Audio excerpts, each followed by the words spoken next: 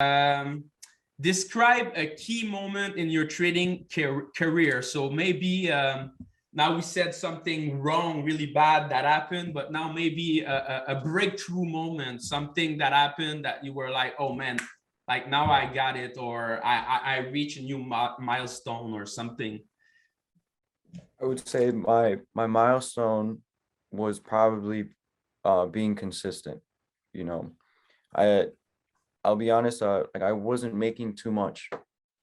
But I got to a point where I was being consistent. I feel like that's really what's important. Like it doesn't matter how much you make, as long as it's consistent, it's gonna build up. And eventually, if it starts building up, same thing with the leverage, you could start leveraging just a little bit more. And if you're still consistent, it's still gonna be building up even more, because it's more about the long term. And I feel like the longer you're consistent, the better it is for your capital.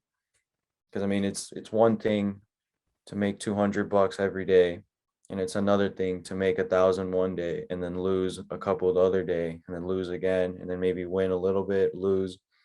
It's different because if you take out all the days and just measure them together, like you'll see that if you're just consistent with it, it's a lot better.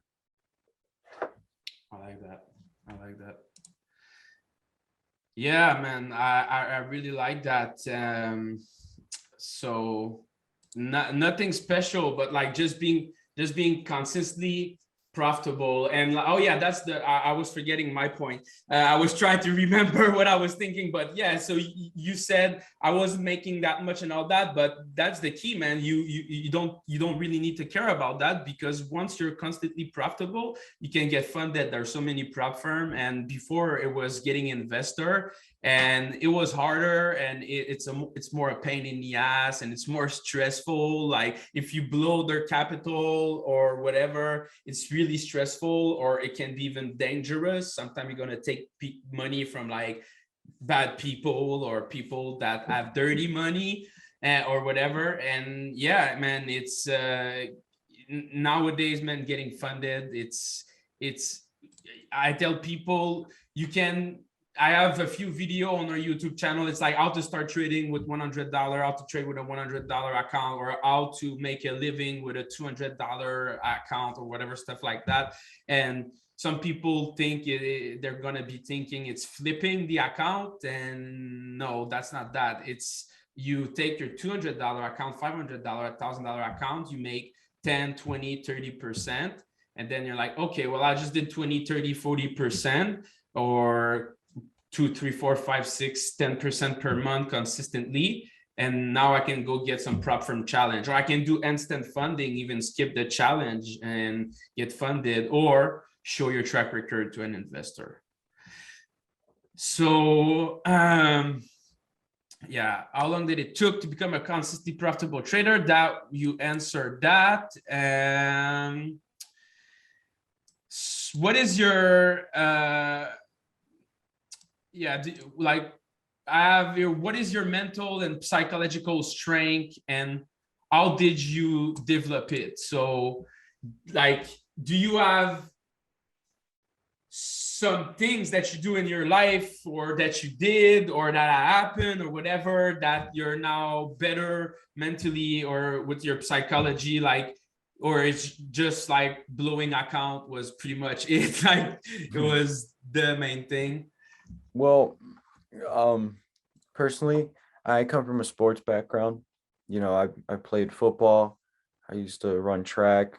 I did basketball one year. I did baseball. And something that I really give a shout out to for the sports and the people who do sports is that you get a lot of mental toughness there.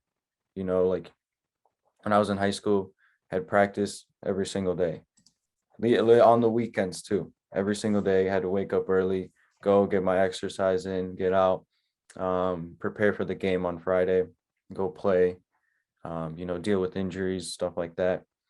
And, sometimes you'd win, sometimes you lose. But the most important part of it all was just your effort, just how hard did you play, how hard did you work for it, and stuff like that. So I think that really gave me a good mental strength as far as it's more of like a resilience kind of thing. You know, you stay humble, you work hard, and eventually you'll get there somewhere. And but we want to when it comes to mental strength and trading, I would say that, I mean, losing is probably the fire that ignites everything, you know? Because like you don't want to lose. No one wants to lose. But when you lose, if you learn something from it, it's only going to make you better. You know, it's not going to make you worse. If it makes you worse, then there's a problem there. But yeah, if you just consistently, you know, learn something from your mistakes, it's the best thing you could do is fail. You know, that's what a lot of people say. Like, and it's true. Like the best thing you could do is just learn from your mistakes. Learning from your mistakes, that's how you're going to get better every single day.